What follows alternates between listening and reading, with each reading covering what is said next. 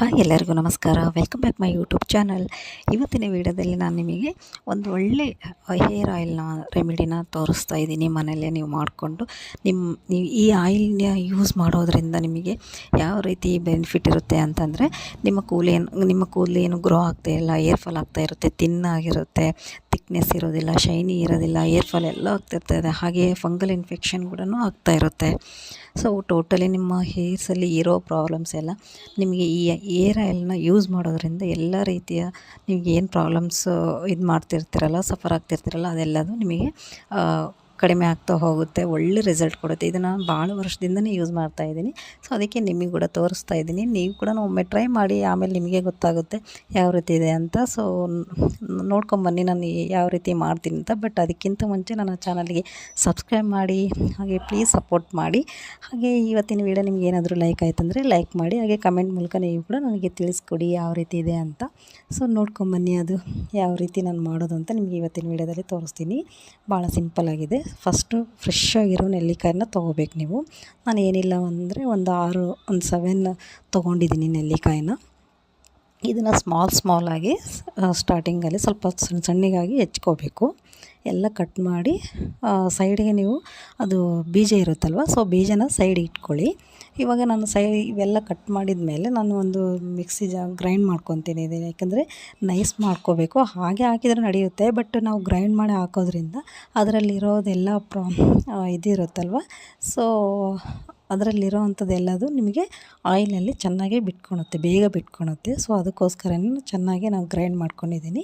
ಇವಾಗ ಇದಕ್ಕೆ ನಾನು ಕೊಕೊನಟ್ ಆಯಿಲ್ ಹಾಕ್ತಾಯಿದ್ದೀನಿ. ನಿಮ್ಮ ಹತ್ರ ಯಾವುದು ಚೆನ್ನಾಗಿದೆ ಅದನ್ನು ಹಾಕ್ಕೊಳ್ಳಿ. ಸೊ ನಾನು ಇದನ್ನೇ ಜಾಸ್ತಿ ಯೂಸ್ ಮಾಡೋದು, ಕೊಕೊನಟ್ ಆಯಿಲ್ನ. ಸೊ ಇಲ್ಲಿ ನಾನು ಕೊಕೊನಟ್ ಆಯಿಲ್ ಹಾಕ್ತಾಯಿದ್ದೀನಿ. ಆ್ಯಕ್ಚುಲಿ 1 ಲೀಟ್ರ್ ಕೊಕೊನಟ್ ಆಯಿಲ್ ಹಾಕ್ತಾಯಿದ್ದೀನಿ. ಇವಾಗ ನಾವು ನೆಲ್ಲಿಕಾಯಿನ ಗ್ರೈಂಡ್ ಮಾಡ್ಕೊಂಡಿದ್ದೀವಲ್ಲ, ಅದನ್ನು ಹಾಕ್ತಿದ್ದೀನಿ. ಹಾಗೆ ಅದ್ರ ಜೊತೆಗೆ ಬೀಜನೂ ಹಾಕ್ತಾಯಿದ್ದೀನಿ. ಯಾಕಂದರೆ ಇದರಲ್ಲಿರೋ ಪ್ರಾಪರ್ಟೀಸ್ ಎಲ್ಲ ಚೆನ್ನಾಗಿ ಆಯಿಲಲ್ಲಿ ಬಿಟ್ಕೊಳುತ್ತೆ. ಬಟ್ ಇನ್ನೊಂದು ಏನಂದರೆ, ಸ್ಟವ್ ನೀವು ಆನ್ ಮಾಡ್ತಿರಲ್ವ, ಫುಲ್ಲು ಹೈ ಫ್ಲೇಮಲ್ಲಿ ಇಡಬಾರ್ದು. ಇದನ್ನು ಲೋ ಫ್ಲೇಮಲ್ಲೇ ಇಡಬೇಕು. ನೋಡಿ, ಲೋ ಫ್ಲೇಮಲ್ಲಿ ಇಟ್ಕೊಂಡು ಈ ರೀತಿ ಫುಲ್ ಎಲ್ಲ ಮೇಲೆಲ್ಲ ಬುರುಗು ಬರೋಕ್ಕೆ ಸ್ಟಾರ್ಟ್ ಆಗುತ್ತೆ. ಓಕೆನಾ? ಸೊ ಹಿಂಗೆ ಹೋಗ್ತಾ ಕಲರ್ ಕೂಡ ಚೇಂಜ್ ಆಗ್ತಾ ಹೋಗುತ್ತೆ. ಫುಲ್ಲು ಲೋ ಫ್ಲೇಮಲ್ಲಿ ಇಟ್ಕೊಂಡೇ ನೀವು ಮಾಡಬೇಕು ಇದನ್ನು. ನೀವು ಕಲರೆಲ್ಲ ಚೇಂಜ್ ಆಗಿ ಆಮೇಲೆ ಮೇಲೆಲ್ಲ ಸ್ವಲ್ಪ ಅದೆಲ್ಲ ವೈಟ್ ಬಂದಿರುತ್ತಲ್ವ, ಬುರುಗು ಅಂತೀವಿ ನಾವು ಅದಕ್ಕೆ, ನೀವೇನಂತೀರ ಗೊತ್ತಿಲ್ಲ. ಬಟ್ ಇದೆಲ್ಲ ಆಗಿ ಅದು ಲೈಟಾಗಿ ಹೋಗುತ್ತೆ. ನಿಮಗೆ ಗೊತ್ತಾಗುತ್ತೆ ಲಾಸ್ಟಿಗೆ ಕಲರ್ ನೋಡಿ ಈ ರೀತಿ ಬಂದಿರುತ್ತೆ. ಇವಾಗ ನೀವು ಸ್ಟವ್ ಆಫ್ ಮಾಡ್ಕೋಬೇಕು.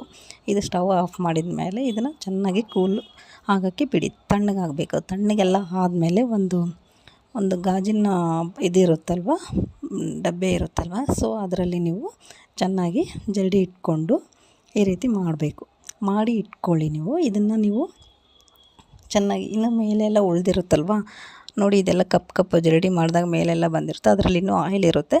ಸೊ ನೀವು ಅದನ್ನು ಡೈರೆಕ್ಟಾಗಿ ನೀವು ಅಪ್ಲೈ ಮಾಡ್ಬೋದು ಹೇರ್ಸಿಗೆ, ಯಾಕಂದ್ರೆ ಅದನ್ನ ವೇಸ್ಟ್ ಮಾಡಬಾರ್ದಲ್ವ.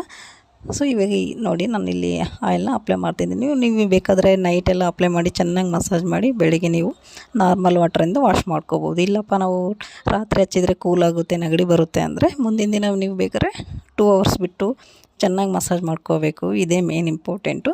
ಸೊ ಮಸಾಜ್ ಮಾಡ್ಕೊಂಡು 2 ಅವರ್ಸ್ ಬಿಟ್ಟು ನಾರ್ಮಲ್ ವಾಟ್ರಿಂದ ಶಾಂಪ್ ಹಾಕಿ ವಾಶ್ ಮಾಡ್ಕೋಬೋದು ನೀವು. ಏನಾದರೂ ಡೌಟ್ ಇದ್ದರೆ ಕಮೆಂಟ್ ಮೂಲಕ ತಿಳಿಸ್ಕೊಡಿ. ಇವತ್ತಿನ ವೀಡಿಯೋನ ನಾನು ಎಂಡ್ ಮಾಡ್ತಾಯಿದ್ದೀನಿ. ನೆಕ್ಸ್ಟ್ ವೀಡಿಯೋದಲ್ಲಿ